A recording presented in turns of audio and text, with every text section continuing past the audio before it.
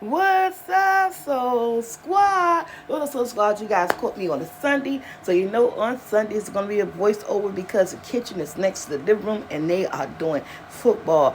I am doing Thanksgiving favorite, a must-have side. I am doing some potato salad and some homemade rolls in this video. So I have 6 small potatoes here. Guys, I'm not making a whole lot because, it's not a lot of us right now.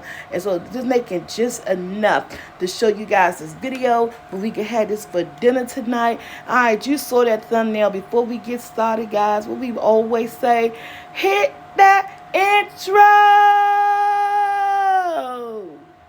And here comes the intro.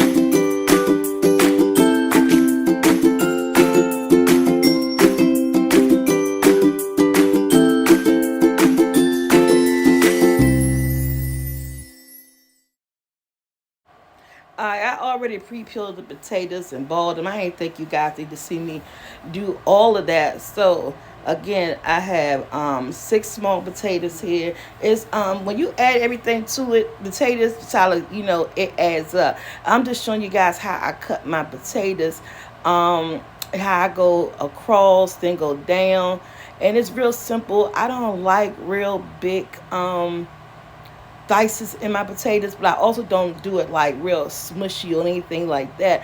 But this is how I cut them, and they're cooking potatoes until they like fork tender, but still have a little bit of not dense, but not too soft. You don't want to ever overcook your potatoes, because sometimes people like potatoes and it be looking like mashed potato salad. We don't do that over here, but we do them small, and I try to make them as consistent as possible, but sometimes it don't work.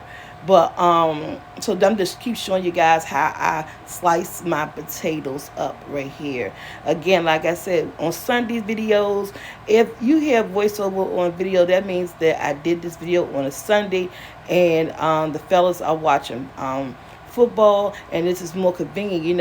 I want to still do my video, and I'm just trying to get all these recipes out early, guys, because Thanksgiving is literally like maybe 2 weeks away, and I want you guys to be able to at least maybe try the recipe first, and then do it for Thanksgiving. We get them out early enough. You can like do a pre-trial on one of your dinners or something like that, and see how the size I have them. I like them about this small, just like that. I like them small. I don't like big clumps in my potato salad. And you see how I just dice them like you about to dice chips, but maybe an inch or two bigger. And yeah, and then I'm turned around, and then I go straight down like that. And this come out with a perfect, I do it like 3 times, and then just go straight across, and you cut those little squares. I do my tomatoes like that too when I'm dicing like for a salad or something. And there you go. It is so simple and easy. And what I'm doing now is I'm just breaking them apart, because sometimes when I do them like that, they stay stuck together. So I like just go into the potatoes and just break them apart. I'm just showing you guys one more time how I do it, because I wanted to, this may be a concept that you may want to use. And if some people like big potatoes, I see a lot of potato salads with like big, hunky potatoes. Yeah, but this is how I do my potato salad. It's quick, it's easy. Boil them. I always start them off in cold water when I boil my potato salad. To me, I feel like it's easy to peel. Don't overcook your potatoes. Don't make them too soft, or don't leave them too hard. Somewhere in between, right there. All right, guys, let's move on. All the potatoes are nice and diced. Alright, since I have like maybe 6 small potatoes, I think I did 5 eggs. I'm not sure. Don't go on me. I love doing my eggs this way. It get them real crumbly. And yes, I do this with my hand. Remember, my family's eating this. So, your kitchen your way, my kitchen my way. But I love doing it like this because it get the eggs so nice and crumbly. And I can really get them all up in the potato salad the way I want it. I love eggs in the potato salad, and I think this is a good way with your hands. Now that we got the eggs so crumbled up the way we want to, I'm going to go with my seasoning. I believe that was onion powder. And what I always like putting my seasoning in first. And got y'all, I forgot. I normally put my season in, then do my eggs, but it's okay. Okay, so that first one was garlic powder, this onion powder. I mean, it's your potato salad. Season it how you want. But typically, these are the seasons that I use. I just use a little bit onion powder, a little bit garlic powder, and some pepper. I don't use anything else in my potato salad. I think these three seasoning gives your potato salad flavor. But remember, always just add a little, so that at the end when you taste it, you can add some more. I love sweet relish. I don't use pickles. Some people use the pickle dices or pickles in a potato salad. Again, it's up to you, but I use sweet relish in mine. That's how my mom did it. That's how I do it. Okay, now when it comes to the relish, I do put a lot of relish in mine, so I just love relish. And I am doing green peppers and onions. This is the type of potato salad I make when I'm making it for somebody or for my sons. They love the vegetables. I don't do it. So what I did is before I added the green peppers and onions, I just took a little bit for me off to the side. And that's typically how I normally do. Now, again, I love a lot of relish in my potato salad. And you can do it without relish. They have different types of potato salad, styled up the way you think your friends and family will like it. But yeah, my potato salad is really simple. Green peppers, onions, seasoning, and yellow mustard. Some people make white potato salad where they don't use mustard. I put mustard in mine, so if you don't like mustard, you can always skip this part. Now, when it comes to making this potato salad, guys, it's really no measurements here. I'm gonna say that maybe about 3 teaspoons of mustard, and yes, she going in with sugar. The potato salad, not potato salad, with some sugar. It's that simple. But I do not use a lot. I do not use a lot. I just use just enough to make this potato salad taste great. Okay, I do not over sugar it. I do not, I do not like a lot of mayonnaise either in my potato salad. That's something I have to tell you guys. I think I told you that once before. And now that we got everything in there, almost, let me go in with my mayonnaise. You can use any mayonnaise you want, Miracle Whip, whatever mayonnaise you want. I'm only using like 2 scoops. Again, I like a dry potato salad. My family like dry potato salad. I don't want my potato salad to get watery once I place it in the refrigerator.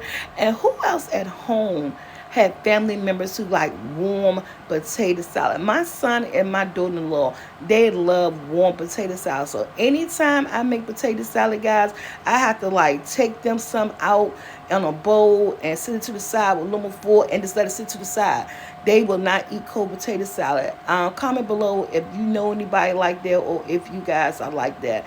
But I had tasted warm potato salad. I could do it warm or either room temperature. Basically room temperature. They don't want it in the refrigerator. So what I'm doing, I'm just mixing everything up. And you can see potato salad is not oversaturated with mayonnaise. You want you want it kind of thick but not loose, because when you put potato salad in the refrigerator and put aluminum foil on it, that mayonnaise, the condensation from the aluminum foil in the refrigerator, it'll put water in your potato salad.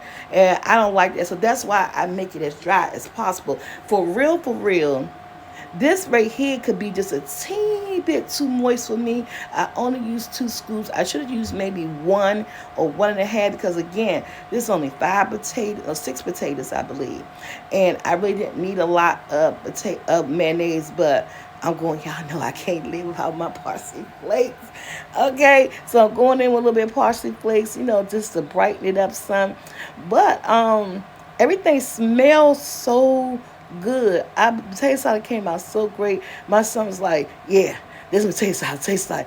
I was like, boy, bye. They don't never want to taste nothing on camera, but the potato salad was a success, because it's been a minute since I actually put in the green peppers and onions.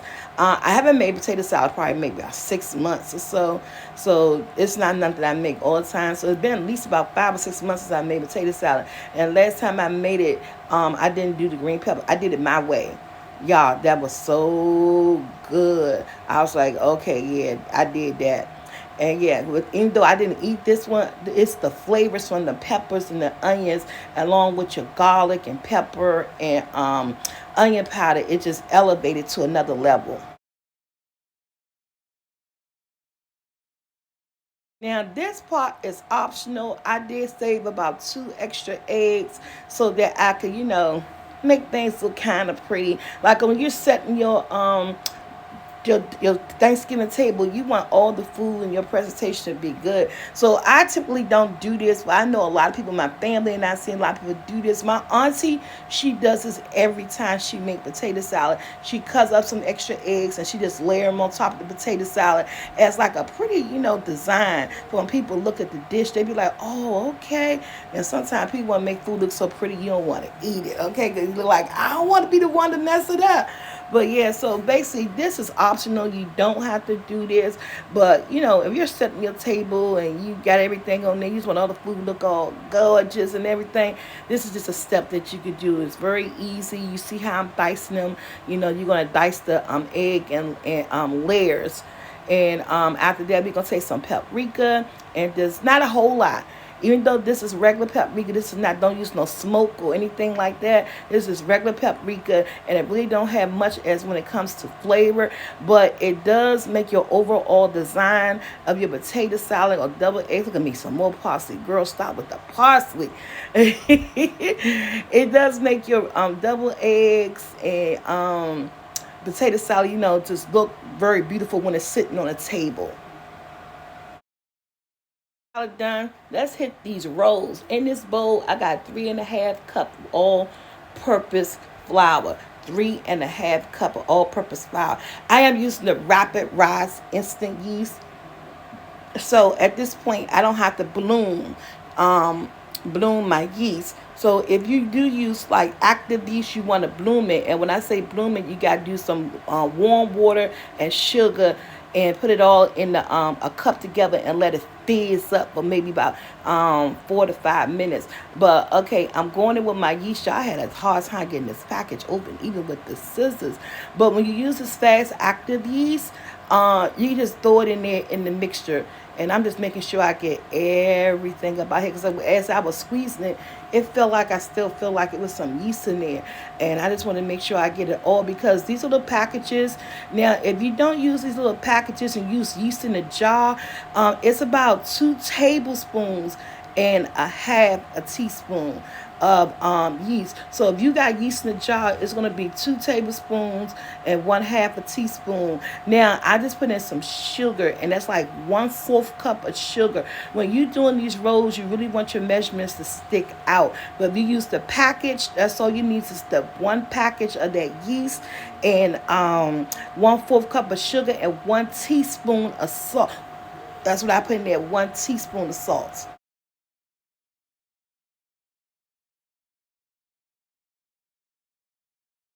What I'm doing here is just stirring everything up. I'm just mixing up my salt, my yeast, and my sugar all together. Okay, I have my milk in this container, but I did measure out 1 cup of milk. Now I'm getting some honey. Guys, these are sweet butter rolls, but they're not overly sweet. So I am doing 3 tablespoons of honey to my milk, and the milk is still cold. Okay, the milk is still cold. What we're gonna zap it in the microwave. Now it depends on your microwave, because my microwave, I had to zap this for, I did 1 minute and 15 seconds on this, but I did it in increments, so because I didn't want to like really overheat it, because sometimes microwave could get real hot and sometimes it doesn't. Now what you want to do is you want to stir in that honey into the milk. So you're making something like a sweet milk. You remember your grandma and them back in the day said, sweet milk. I was like, so you're making like a sweet milk. And what I did is I'm just stirring this honey in, and I'm zapping this microwave in increments. Like the first thing I did like 10 seconds, and I did like 20 seconds. All in all, it was 1 minute and 15 seconds to get the milk at the temperature I needed. Okay, guys, I have my dough hook on my stand mixer. I'm going in with 1 egg. This is a 1 egg recipe, and what I'm going to do, I am just going to start the dough mixer, and I'm just going to go ahead and Okay, guys, I'm just go ahead and start the dough mixer like I said before, and just mixing this egg up in here. And one thing I like about using a stand mixer when you're making any type of bread, any type of that need to be kneaded piece of dough or anything, you did this is kneading it for you. I am going in with my 1 cup of sweet milk. That's 3 tablespoons of honey, and 1 cup of milk that I warmed up in the microwave. Okay, so I'm just getting this dough all up in here. Now this dough, as you see I lift it up, I have to push the sides down because I want to make sure I get everything up in here so that everything get incorporated really, really nice. So remember, when you're baking, anytime you use a stand mixer, you always want to lift your mixer up a few seconds and just go ahead and start pushing those sides in.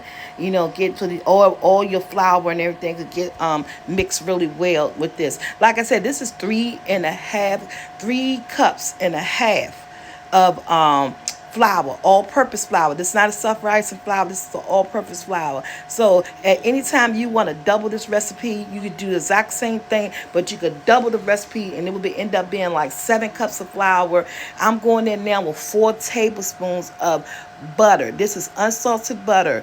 4 tablespoons of unsalted butter, guys, at room temperature. That's all you need for this recipe. And you see how it's all coming together? This is what you want. You want to get that ball and see how it all come together. So I'm just going to go ahead, and it's kneading it for you, so you don't have to do any extra kneading or anything when it comes to this recipe.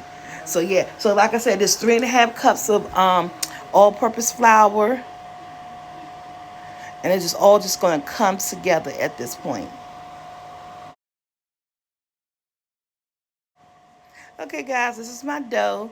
This is she looking like. She did come together, and yeah, and I mean, this is what she's looking like. She's pulling away from the bowl. You want the dough to pull away from the bowl like that. And then I'm gonna get a bowl with some oil in it, some vegetable oil, and we're gonna transfer it from this bowl to our rising bowl. Okay, guys, so we're about to put this in. Look at it. Look at that. That's how you want your dough. That's just how it's a little bit sticky. Now, this is my bowl that I'm using. I put some vegetable oil in here. Vegetable oil. These voiceovers, man. I put some vegetable oil in here so that I can add my dough in so it can rise. Even though this is a fast active yeast, you still gotta go through the steps of allowing this dough to rise. So I'm transferring it from my mixing bowl into my standard bowl that I'm gonna be using, and I'm gonna put this in here. I'm gonna cover it with a clean what's a thing called? I don't even know what this thing called. Y'all gonna see it when I cover it up. I'm not a paper towel, a tea towel.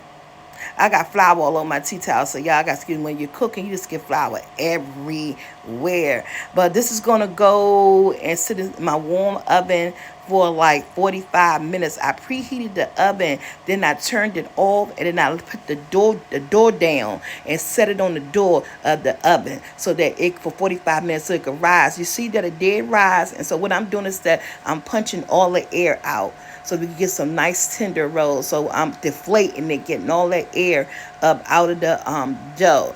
And I'm flouring my surface. Y'all, I don't have a big countertop here where I'm at, so I'm going to, do the best I can. But I'm flouring my hands, flouring my surface, so I can pour my dough onto it so that we could go here. This is going to make 16 rolls, guys. 16 rolls.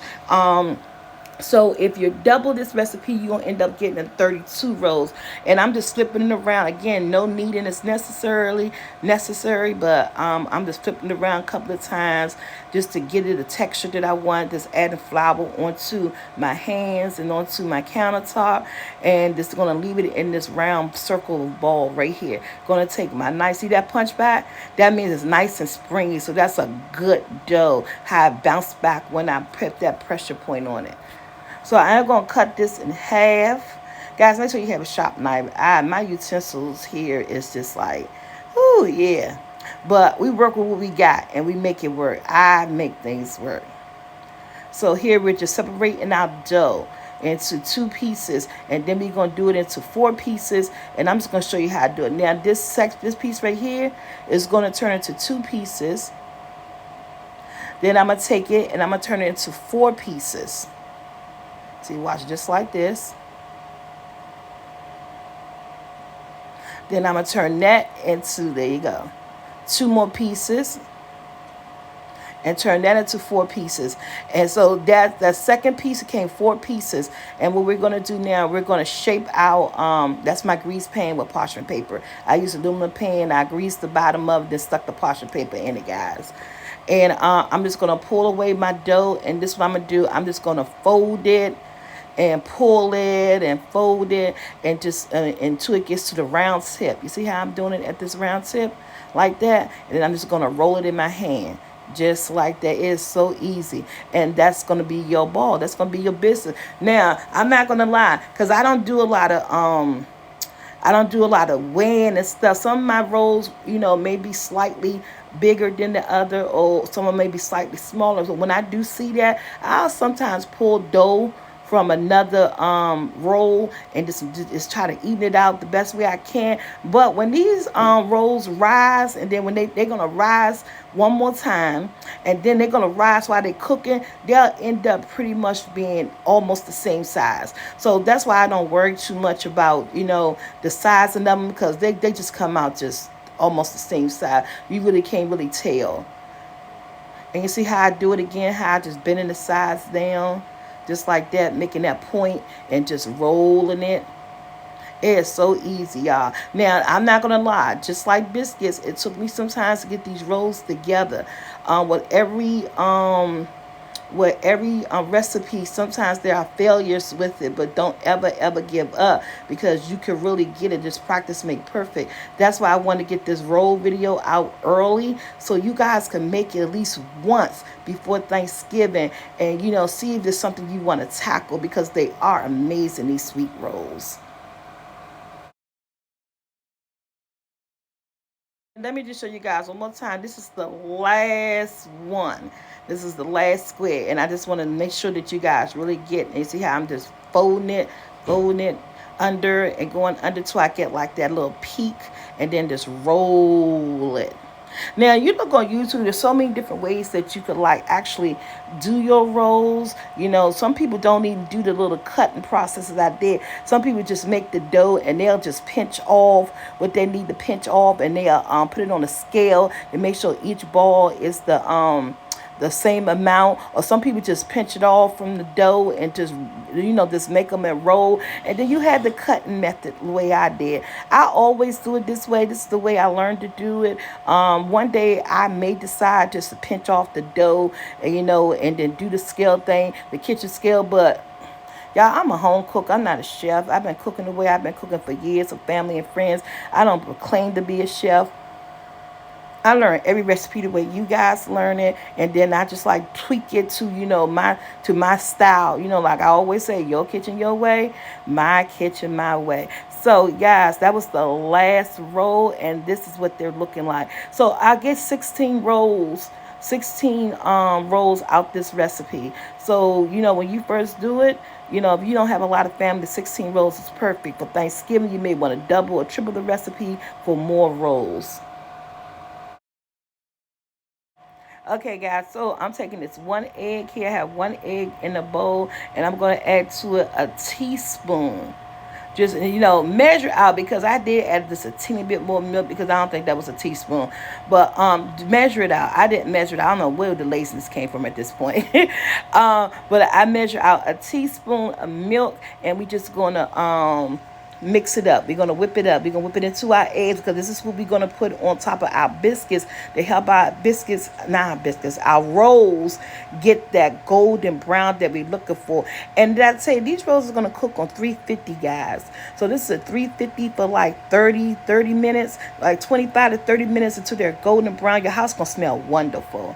Okay, so here we go. I do not have a pastry brush here with me. So what I'm going to do is that I'm going to use a back of a spoon, and I'm getting as much as my egg. You see how the biscuits, I didn't show you guys the biscuits did rise. Did I say that? Yeah, you see how they rise? I'm doing, did I miss the part? I'm about to go back, because I did do the rise from the biscuits. I forgot to put it in here. I might have lost that footage. So guys, after we, I did them. I did put the tea towel back on them, and then I let them rise for like maybe 45 minutes. So each time I did 45-minute rise on each of them. I forgot. I missed that part. So yes, after you do the biscuits and you shape them, you put them in your pan, let them go and rise again. Cover them back up with your clean tea towel, and then rise for 45 minutes in that same warm spot. Then come back to your egg solution, what I just did. Y'all, the brain is a terrible thing to waste. Okay, so right here they are out the oven. I am about to butter them up. They came out so good. When I tell you the house smell like a bakery, a bread bakery. You know how bread smells. Y'all know daggone well. I should not be doing this. I love so far. I love you guys. Because I'm sacrificing. Y'all know me and bread and my journey that I'm on. And y'all know I ain't gonna lie. I ate 2 of these babies, okay? Look at that. Y'all, this was hot. Look at that. They came out so good. Put some butter on them. Who like a hot roll with some butter? Cause butter make it taste better, okay? They tore these things up. That one was mine. And then with a roll, unlike a bit, I just eat this by itself. It was the perfect amount of sweetness, not over sweet. That sugar and that honey did what it do. And it made this roll come out perfect. Y'all, I'm telling you, if you want a good roll at your dinner table, my roll recipe is where is it at. I hope you guys tried. I hope you guys love it. And yeah, we just didn't have rolls and potato salad. I grilled some boneless, skinless chicken thighs, y'all. Just thought I showed them to y'all right here. I grilled some boneless, skinless chicken thighs. So we had potato salad, rolls, and boneless, skinless chicken thighs on Sunday. Comment below what you had for your Sunday dinner. So here's a final picture of the rolls and a final picture of the potato salad. Well, the picture coming in with the potato salad in a minute. I'm going to edit that in there and the picture will come in. So, yeah, like, share, subscribe, hit the bell to be notified.